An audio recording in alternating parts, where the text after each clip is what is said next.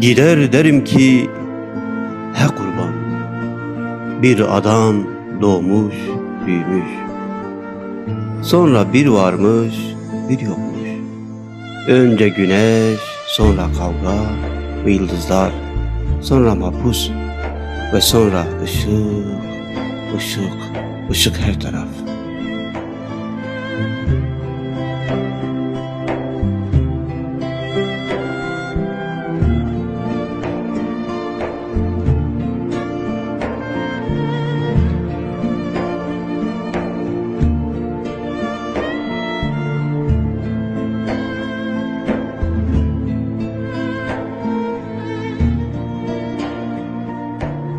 Gider derim ki ey donmuş karlar, buz tutmuş deniz, mezarsız ölü.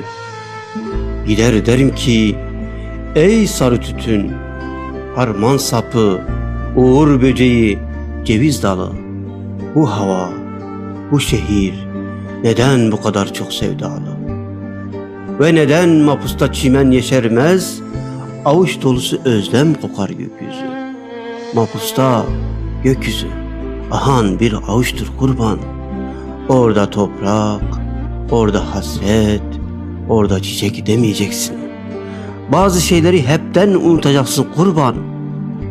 Çocukluğum, ilk sevdam hani nerede? Karanfil, cigara, soğan demeyeceksin. Bir de yeşile bakma kurban. Yeşile bakma hiç.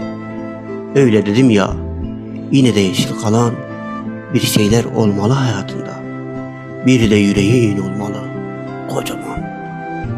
Bunlara sahipsen, kötü şeyler düşünmüyorsan eğer, ağlamıyorsan hala, varsın kırıtsın saçlarına, ne çıkar?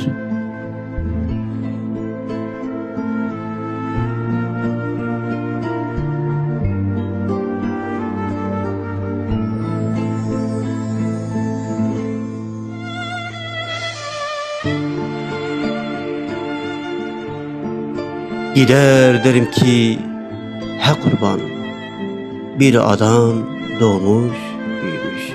Sonra bir varmış bir yokmuş. Önce güneş, sonra kavga ve yıldızlar, sonra mahpus ve sonra ışık, ışık, ışık her taraf.